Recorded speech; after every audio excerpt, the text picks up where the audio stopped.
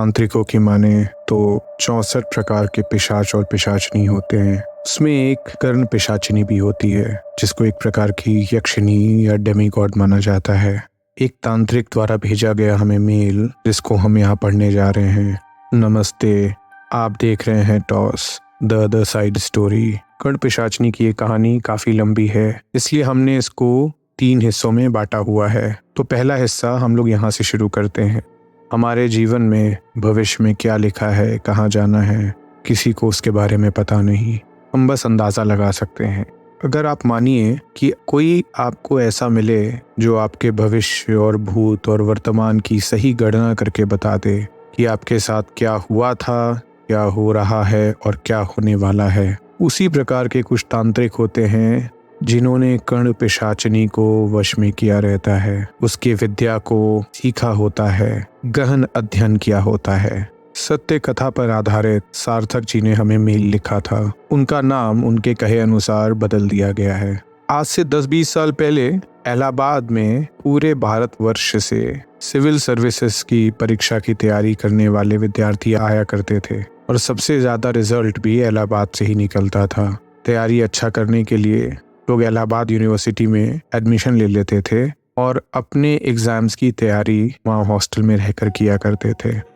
सार्थक मध्य प्रदेश के शहर भोपाल से 1985 में इलाहाबाद आ गए थे। उनका एक ही प्रण था कि उन्हें किसी न किसी रूप में अपने घर पे नीली बत्ती ही लेकर पहुंचना है। काफ़ी मेहनत करने के बाद भी 2 से 4 अटेम्प्ट के बाद भी उनका सिलेक्शन नहीं होता है। धीरे धीरे उनके सब मित्र सेलेक्ट होके चले गए। कोई स्टेट पीसीएस तो कोई आईएएस बन के वहाँ से जा चुका था। काफ़ी अकेले हो गए थे।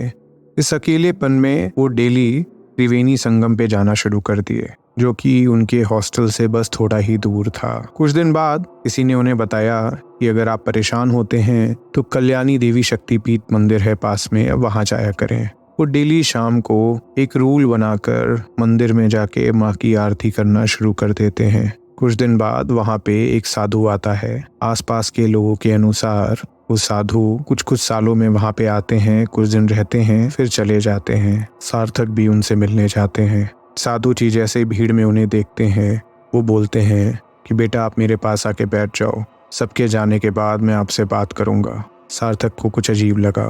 वो काफ़ी लॉजिकल लड़के थे, इसलिए उनको लगा कि ये कुछ हो ना हो किसी प्रकार से कुछ पैसा ऐंठना चाह रहे होंगे, लेकिन फिर भी उन्होंने कहा खैर कुछ है नहीं तो बैठ ही जाता हूँ। वैसे भी अवसाद से गुजर रहे थे वो। सबके जाने के बाद वो बैठकर उनको अपने साथ लाया हुआ कुछ खाना खिलाने को बोलते हैं, तो सार्थक उन पे भरोसा नहीं करते हैं। उनको लगता है क्या पता कुछ मिलाया हो, तो वो मुस्कुरा देते हैं और सार्थक से बोलते हैं कि बेटा अपने बारे में जो पूछना है वो पूछ लेना, लेकिन मैं तुम्हें कुछ बताना चाहता हूँ। तो सार्थक तो लॉजिकल थे ही। वो बोलते हैं बेटा आपका नाम सार्थक है, आपका गांव फलाना फलाना, आपके घर के पास एक बड़ा पेड़ है, आपके पिताजी फलाने फलाने विभाग में थे, इतने भाई, और आप 3 साल से इलाहाबाद में आके बैठे हुए हैं। हमारा आपका मिलना निश्चिंत था और हमें ये भी पता है कि आगे आपको कहाँ जाना है, कैसे जाना है। आपकी यात्रा सरल करने के लिए ही मैं आया हूँ यहाँ पे।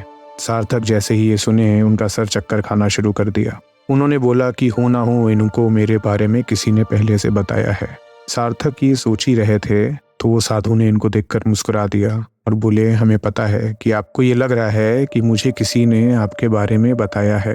फिर उन्होंने बोला मैं कुछ दिन हूँ यहाँ पे, कुछ ना हो तो शाम को हमारे साथ मिल लिया करिए, और अगर आप मिलेंगे तो हमें अच्छा लगेगा क्योंकि मैं बहुत ज़्यादा दिन रहने वाला नहीं हूँ। अब वो रोज रात में उस साधु के साथ टहलना शुरू कर देते हैं और धीरे धीरे उनकी मित्रता भी अच्छी हो जाती है। साधु वहाँ पे कुछ दिन के लिए आए थे, लेकिन सार्थक के साथ उन्होंने काफ़ी दिन रुकने का फैसला कर लिया। सार्थक ने उनसे पूछा कि आप मेरे बारे में इतना कैसे जानते हैं और आप क्यों चाहते हैं कि मैं आपसे मिलूं?